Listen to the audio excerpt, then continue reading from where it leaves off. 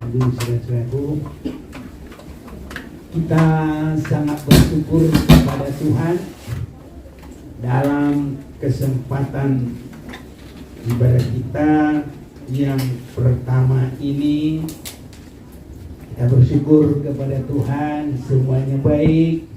Tuhan beri kekuatan juga bagi kita, dan kita senang Roh Kudus menolong kita, mengurapi kita dalam kehidupan yang diurapi. Terlihat kita semua ada sinar dari Roh Kudus, semua berseri-seri, tidak ada yang cemberut, dan kita benar-benar bisa bersyukur dan memberikan kemuliaan yang benar bagi Tuhan. Karena memberi kemuliaan bagi Tuhan itu di dalam kitab Yakobus itu adalah orang-orang yang menang,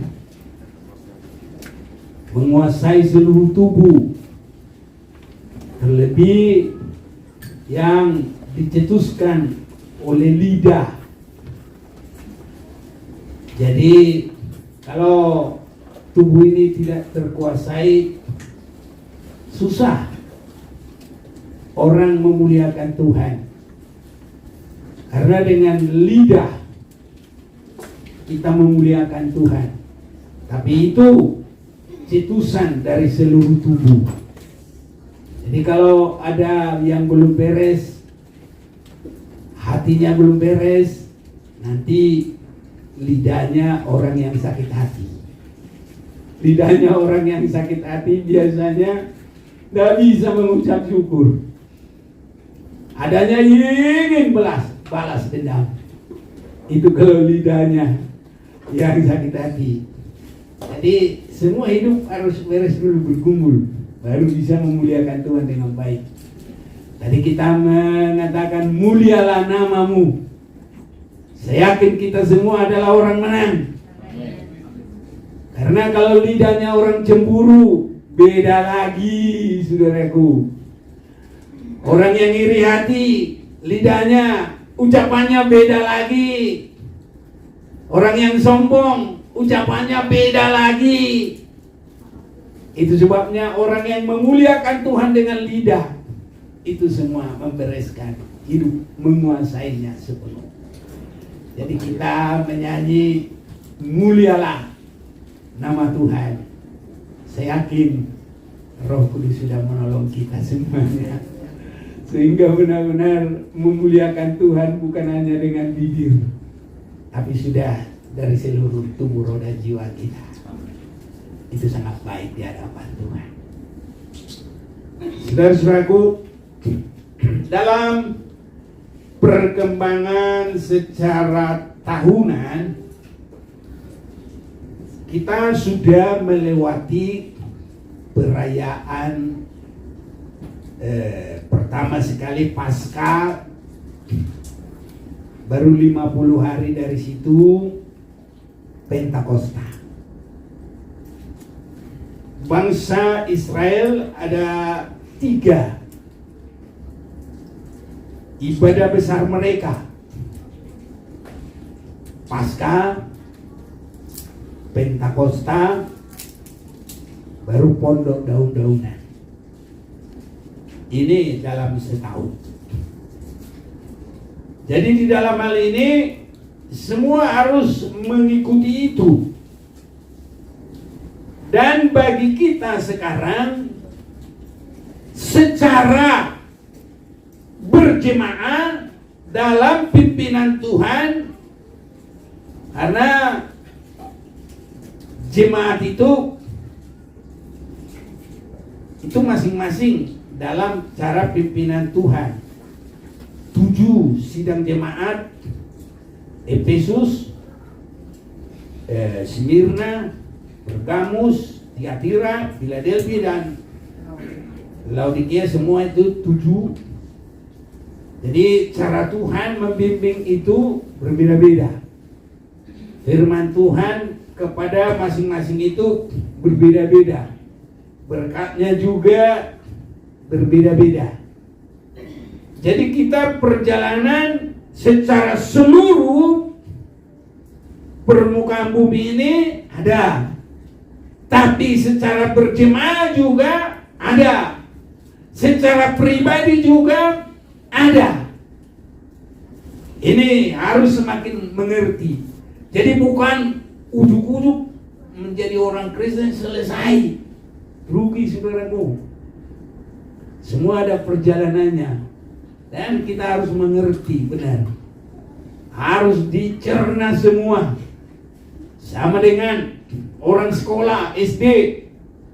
Dinikmati mulai dari nyambung huruf A, B, AB, Aba. Nah gitu, dinikmati. Nanti SMP, kalau kami dulu mulai SMP, ada ilmu ukur, ada aljabar, begitu dulu. Jadi harus dinikmati semua, harus diikuti dengan baik. Udah SMA beda lagi. Apalagi kalau udah kami sekolah Alkitab, wah berbeda lagi semuanya. Jadi kita perjalanan ini juga harus semua kita mengerti. Dan harus bisa kita koreksi, jabarkan dalam hidup ini. Ini saudara-saudara. Dan semua harus diperbaiki semua. Dan baik di hadapan Tuhan. Haleluya. Makanya orang Israel itu harus tepat pada waktunya. Tepat semuanya. Tepat pada waktunya, tepat pada tempatnya. Ya semua harus tepat saudara. Karena kalau pasca mereka belum keluar dari Mesir, ya rugilah. Nah, nanti kalau sudah perjalanan dipimpin lewat Laut Merah, belum nyebrang, yang udah ketinggalan. Itu kekristenan saudaraku. Jadi kita ini semua bukannya asal-asalan begitu, ada perjalanannya. Makanya saudaraku ada penggembalaan, ada tergembala. Nah, ini sampai nanti kalau Tuhan Yesus datang, wah ini bagus ini, layak ini, dipersembahkan, benar nih. Gitu saudara-saudaraku. Nah, inilah yang kita akan perhatikan saat ini. Di dalam Kisah Rasul pasal yang kedua. Dalam Kisah Rasul pasal yang kedua, yang kita perhatikan mulai ayat yang ke-41 sampai 47, cara hidup jemaat yang pertama. Nah, ini perikopnya. Nanti kita juga harus bisa mengikuti cara hidup jemaat di akhir zaman. Nah ini, makanya dari awal kita sudah mulai terangkan cara hidup Adam. Mereka hanya menerima firman, jangan makan buah pohon pengetahuan yang jahat dan baik. Kalau itu sekarang bagi kita, yo, buah apa itu ya? Cari-cari nggak ada lagi. Karena itu dulu hanya untuk Adam dan Hawa. Kalau kita kembali lagi masa Taurat, ya kita nggak terima Yesus sampai saat ini. Sama dengan orang Israel. Orang Israel belum terima Mesias, masih menunggu.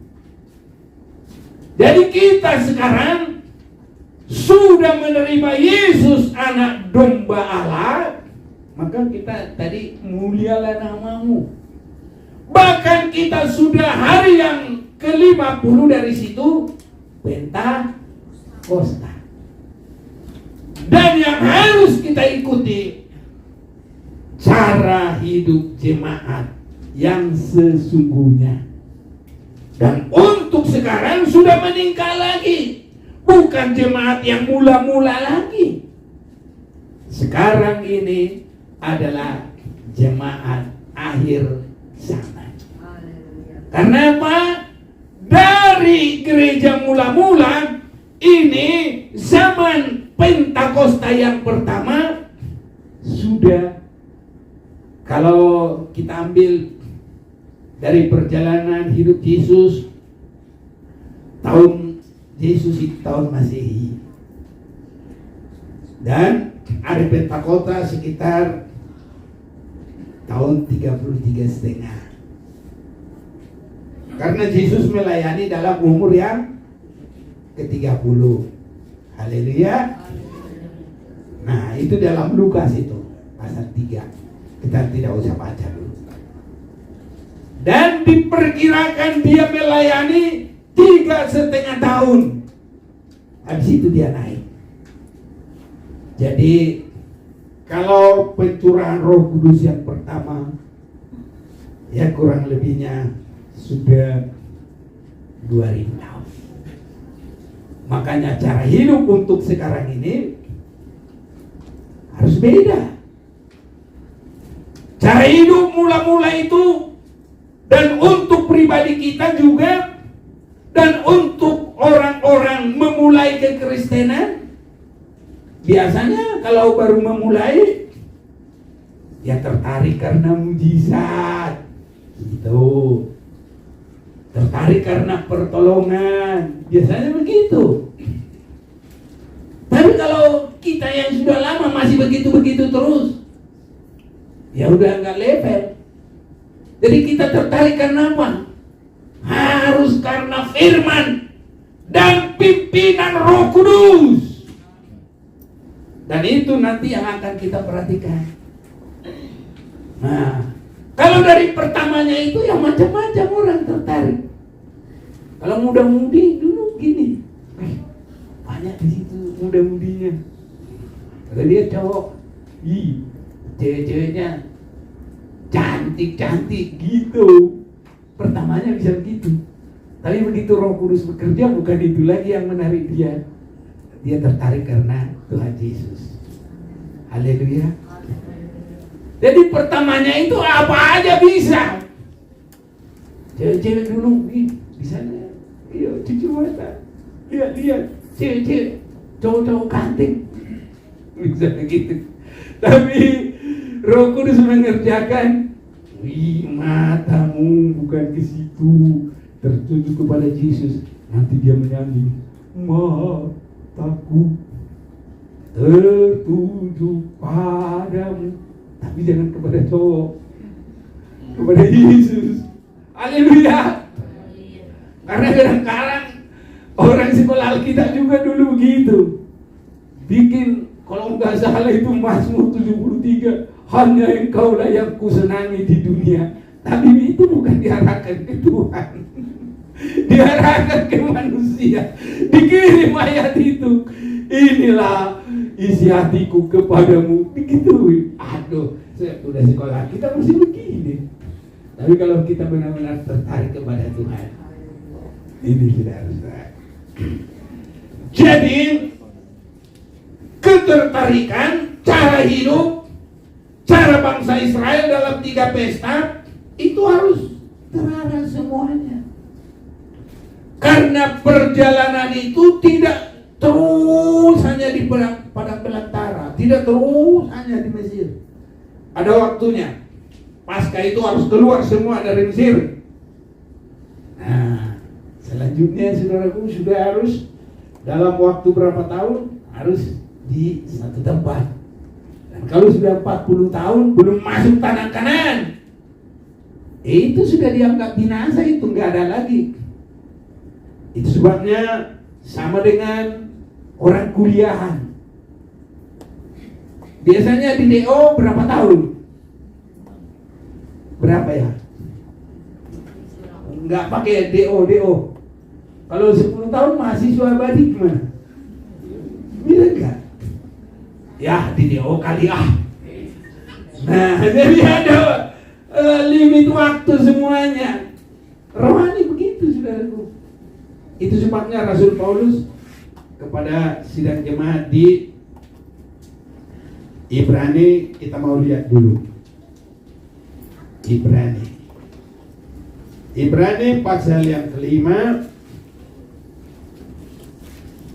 peringatan supaya jangan murtad, jangan mundur, jangan berubah, harus tetap justru berjalan maju. Tidak ada istilah mundur. Haleluya. Maju terus, amin. Nah, kita maju dalam terang Allah. Kita maju dalam terang Allah. Kita hidup dalam kasih-Nya. Kita hidup dalam kasih-Nya. Kita maju. Oh, kita maju dalam terang Allah. Amin. Ini yang bagus saudaraku. Dan begini, kalau jalan, udah tua, kalau dengkul bisa berhenti. Tapi kalau rohani nggak ada yang tua dengkulnya. Haleluya. Nanti malah rohani kita ini sama seperti Yesus.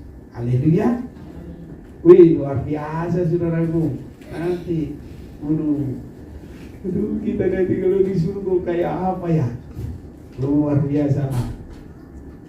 Gak ada yang tua, gak ada yang jelek, gak ada yang tidak cantik.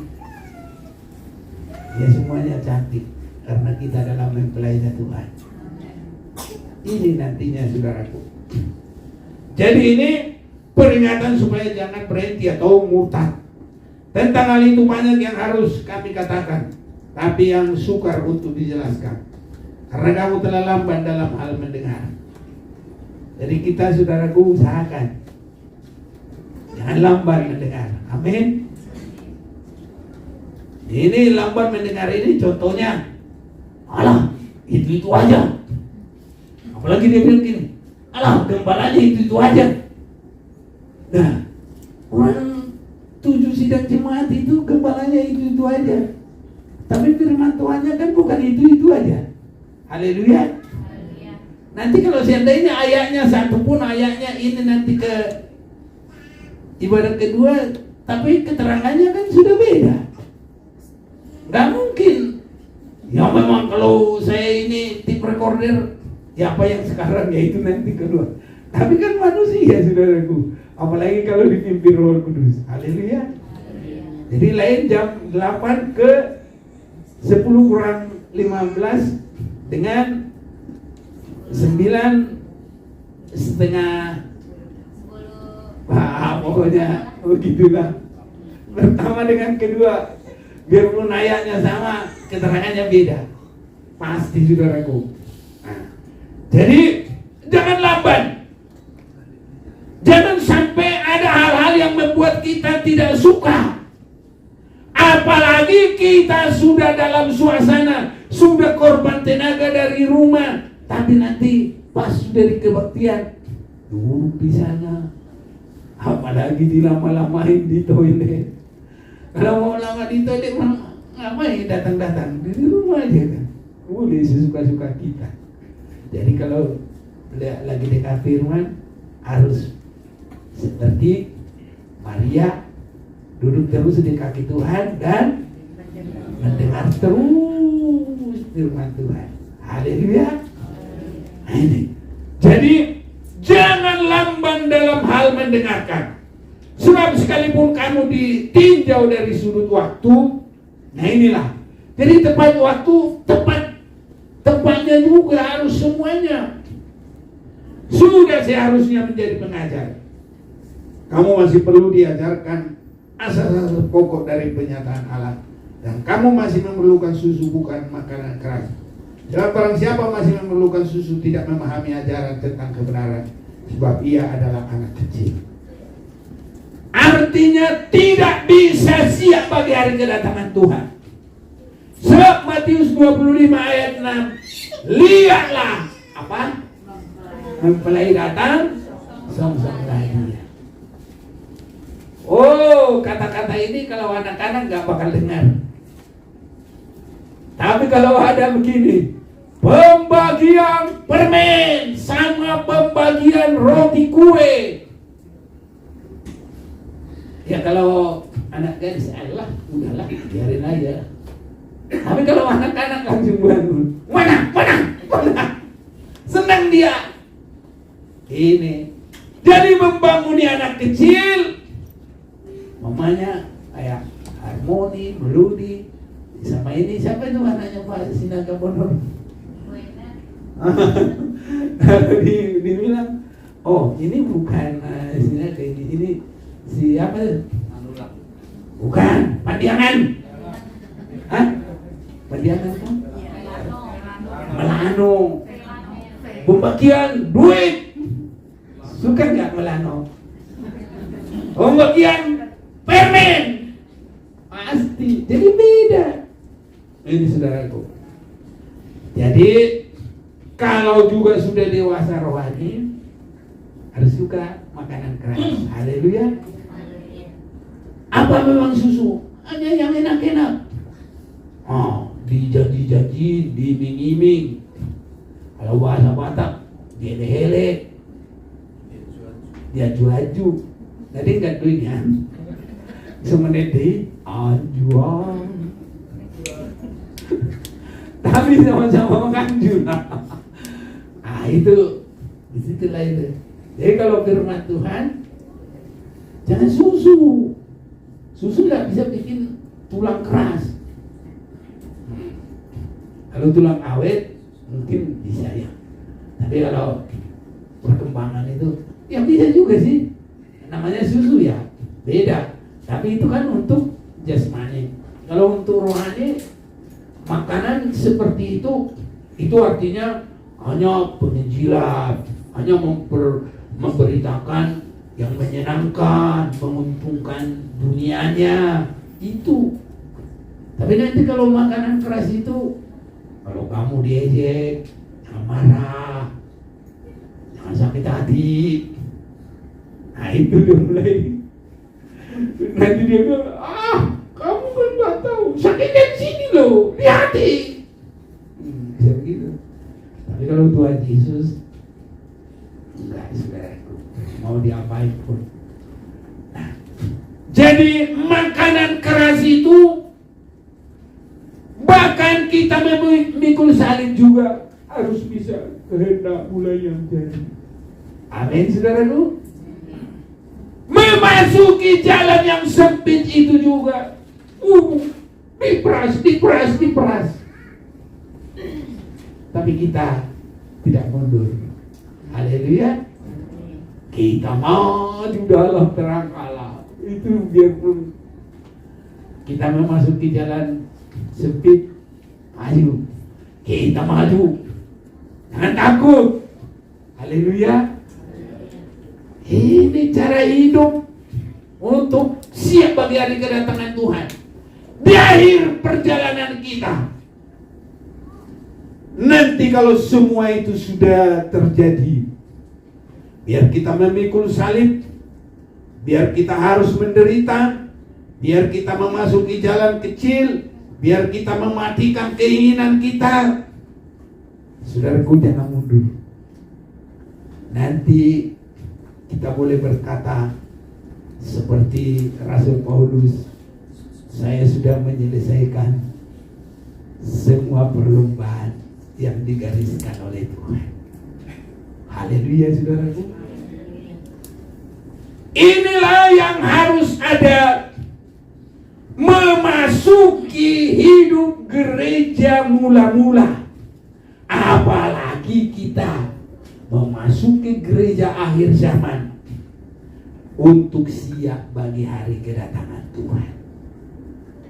Gereja mula-mula itu model, tapi gereja akhir zaman itu sudah harus masuk dalam penyempurnaan. Gereja yang dewasa kuasa Roh Kudus dan kuasa firman. Ini dua-dua harus membawa kita cemerlang tanpa cacat celah, siap bagi hari kedatangan Tuhan. Itu gereja akhir zaman. Itu sebabnya kita jangan yang gampang-gampang tersinggung, saudaraku. Tadi dia bilang peringatan supaya jangan murtad. Yang murtad itu biasanya apa? Sakit hati, tersinggung. Nah, ini enggak nggak bisa melawan keinginan diri sendiri. Jadi dalam suatu tempat nggak cocok keinginan diri sendiri, mundur, murtad. Ini saudara-saudara. Jadi jangan. Kita harus sampai bisa menerima ajaran yang disebut bagaikan makanan keras. Kita harus memahami ajaran tentang kebenaran sampai kepada kesempurnaan. Inilah arah gereja mula-mula. Mari kita juga tetap baca juga mulai ayat 41. Orang-orang yang menerima perkataan itu memberi diri dibaptis, dan pada hari itu jumlah mereka bertambah kira-kira 3.000 jiwa. Jadi begitu Roh Kudus itu turun, inilah kejadiannya. Kita sekarang tanggal 6 bulan 6 baru merayakan hari Pentakosta, Roh Kudus turun. Secara jemaat ini semua kita harus maju. Haleluya. Makanya kita bikin 2 kali ibadah. Saya yakin Roh Kudus mau tolong kita semua. Ini saudaraku, dan itulah harapan saya. Selanjutnya terserah kepada Tuhan. Tapi saya yakin Tuhan bersama kita. Tuhan memberkati pekerjaannya. Harus ada cara hidup sesuai dengan setelah turun Roh Kudus. Apa yang terjadi di dalam turunnya Roh Kudus itu menggenapi terjadinya di dalam gerejanya Tuhan, dalam umat-umat yang benar. Ada Urim dan Tumim. Saudaraku, kita belum mendalami terus, nanti ada waktunya. Tapi saya terangkan sedikit. Urim itu adalah terangnya Roh Kudus. Makanya sesudah pencurahan Roh Kudus, Urim itu kadang manusia nggak lihat, tapi Roh Kudus sudah memberitahu. Itu sebabnya hidup jemaat mula-mula itu,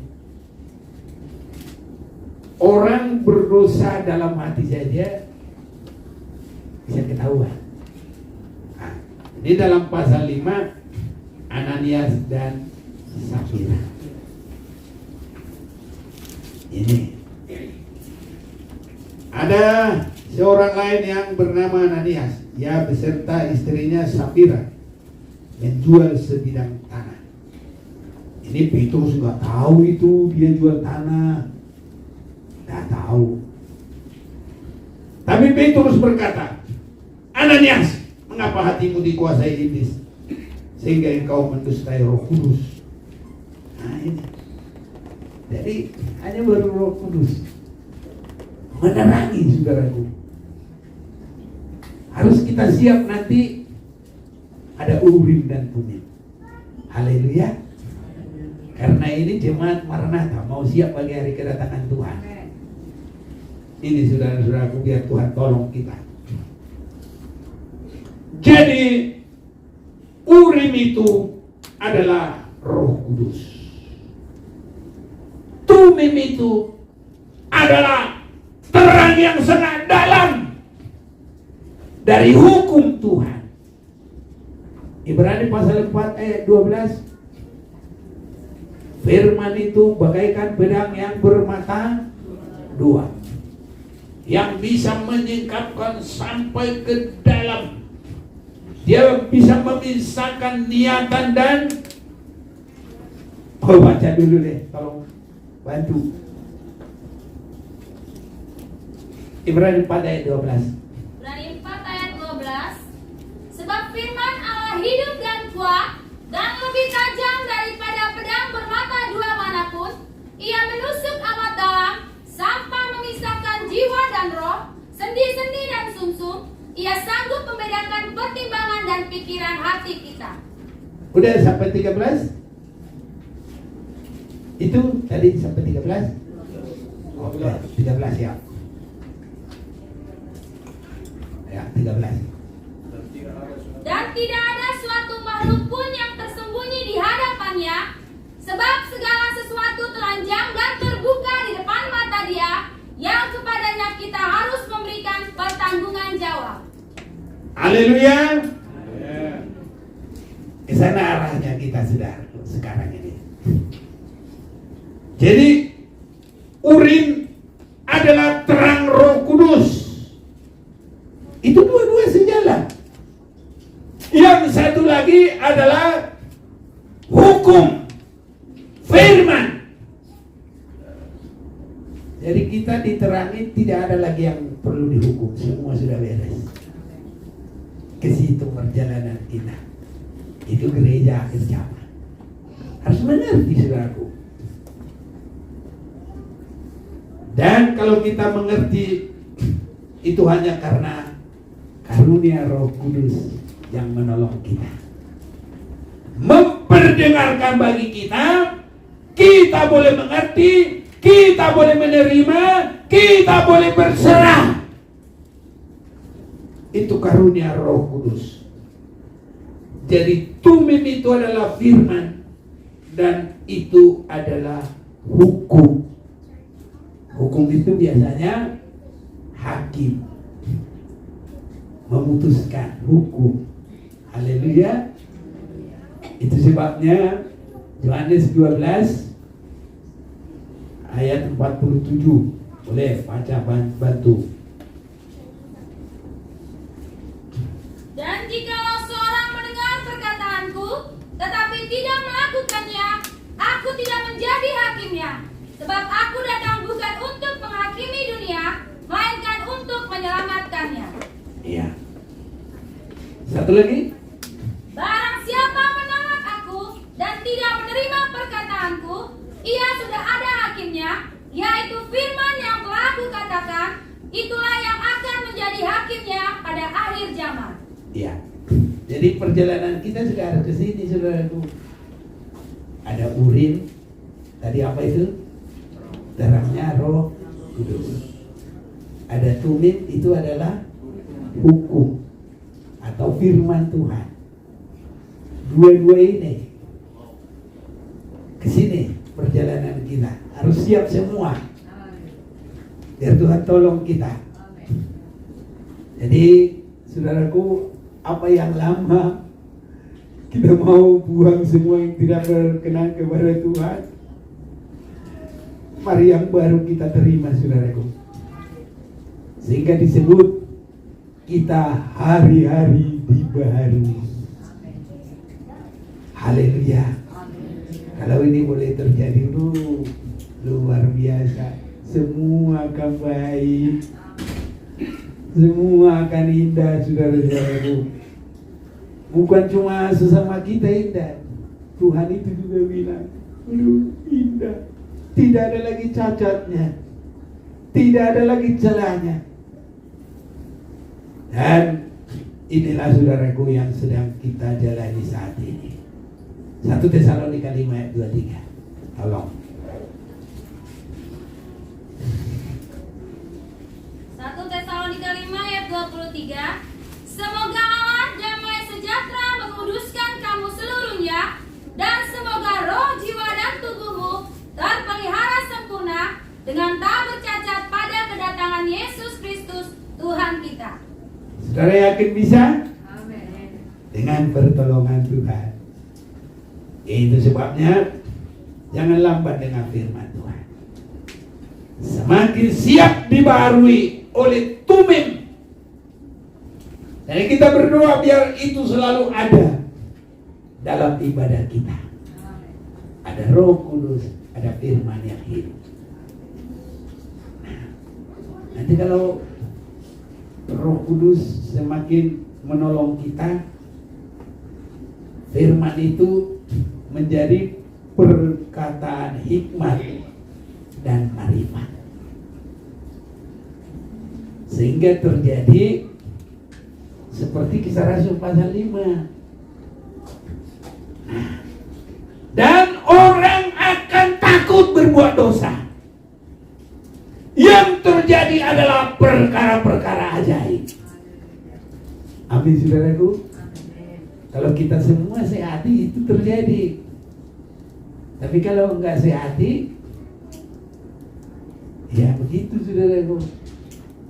Tapi saya yakin kita semua rindu untuk masuk kehidupan yang kekal selamanya. Rindu masuk surga. Itu sebabnya kita biarkan urip Roh Kudus bekerja. Haleluya. Roh Kudus itu bekerja saudaraku, tidak dengan kasar, lembut. Jadi hanya orang yang lemah lembut mulai belajar mendengar firman, tidak ada penolakan. Biasanya begitu. Ada lagi pembenaran diri. Wah, ini susah saudaraku. Kalau kita salah ya udah salah, nggak usah langsung cari kalimat yang membantah. Ini cara hidup saudaraku. Makanya polisi juga pintar. Kalau dia langsung terus terang, wah. Tapi kalau dia nggak terus terang, mau dipukuli dulu, bonyok dulu. Beda saudaraku, mengakunya sesudah dipaksa. Beda kalau langsung dari hati. Anak-anak Tuhan langsung dari hati. Kalau ada kekurangan, cepat minta ampun, cepat mengadakan penyelesaian. Biar Tuhan tolong, sehingga urim dan tumim itu akan lebih bekerja, dan benar-benar kita siap bagi hari kedatangan Tuhan. Hanya dengan ini saudaraku untuk jalan kita masuk ke surga. Karena nanti di surga itu, Wahyu 21 ayat 5, Tuhan sudah lihat, aku jadikan semua baru. Tidak ada yang lama, semua sudah baru. Mari baca yang terakhir. Wahyu 21 ayat 25. Ayat 5 saja. Ia yang duduk di atas tahta itu berkata, lihatlah, aku menjadikan segala sesuatu baru, dan firman-Nya, tuliskanlah, karena segala perkataan ini adalah tepat dan benar. Iya. Saudaraku, biar hidup kita semua menjadi baru oleh urim dan tumim. Kita membiarkan Roh Kudus bekerja dan firman Tuhan. Hati kita tidak ada keras. Saudara-saudaraku, itu menjadikan kita tidak lamban. Kita tidak kanak-kanak terus. Kalau nanti ada perkataan, lihat mempelai datang, hati kita langsung terkontak. Mana Tuhan, saya mau siap. Harus lagi begitu. Haleluya saudaraku. Tuhan memberkati kita. Kalau ke sana arah kehidupan kita, bagi Tuhan itu tidak ada yang mustahil. kekasihnya itu sangat diberkati. Ini pasti terjadi. Belum kita minta, Tuhan sudah memberi. Karena apa kata firman? Apa yang tidak timbul di hati, tidak dipikirkan, itu Tuhan berbuat bagi orang yang dikasihinya dan yang mengasihi Tuhan. Itu sebabnya saudaraku, mari kita buka hati kita. Ya, mari kita mau datang kepada